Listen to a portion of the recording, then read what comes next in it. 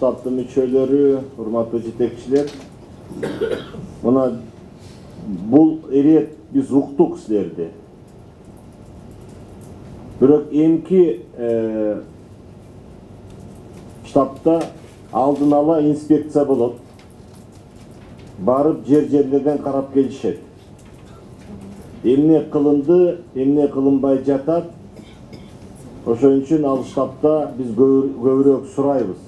Мында булар дагы убакыт бар, ошо көп нерсенин баарын мына өзүңөр пландаштырып, кыска мөөнөт ичинде айтылган сөздөрдүн баарын аткарып, берилген тапшырмаларды аткарып, көзөмөлгө алгыла, урматтуу губернаторлор, урматтуу министрлер. Кыш көз ачып жумганча келет. Анан баары жакшы болуп калып, суук түшкөндө баш аяк таппай калбайлы. Быйыл кыштын кандай болорун биз билбейбиз. Алдын ала азырынча божомол жок. Бирок суу аз. Билип койгула. Суу аз, ошон үчүн биз жайында импорт кылып атабыз электр энергияны. ТЭЦ иштетип атабыз, мына жай менен иштетип атабыз, электр энергия иштеп чыксын деп, сууну көбөйтөлү деп. Ошон үчүн лимиттерди толук сакташ керек. Анан альтернативдик жылуулукка өтүш керек.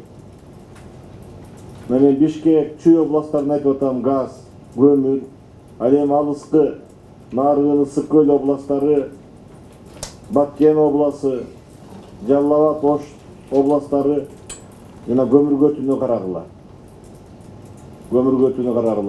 Ош шаары боюнча, Ош обласы боюнча Газпром нефть Азия ошо үзгүлтүксүз беребиз деп атат.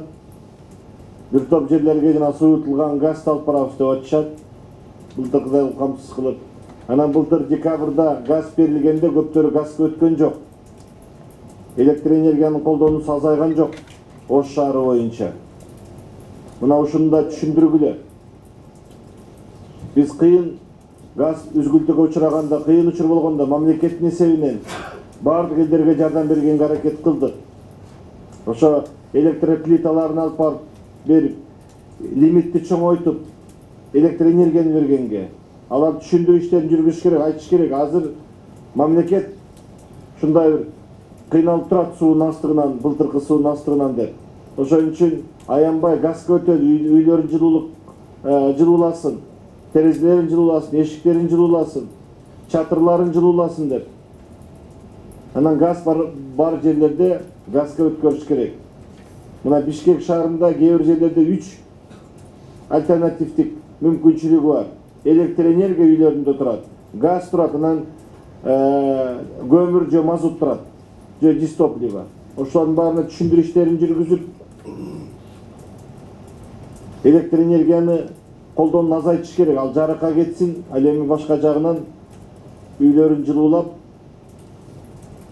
газ менен көмүр менен жаксын.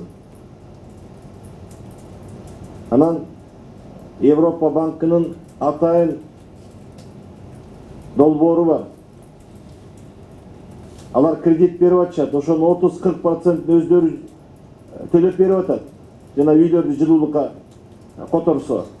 Мекемелер да чыкса болот ушул жакка сүйлөшүп. Мекемелер да сыртынан жылууласаңар 30-40-50%ке чейин экономия болуп атат жылуулуктун. Мына ушул иштердин баарын тең ар бир аким, губернатор, министрликтер үстүнөн пример сунуш берет, же пример буйрук берет деп күтүп отурбай, астынан кыла баштагыла, жылгыла.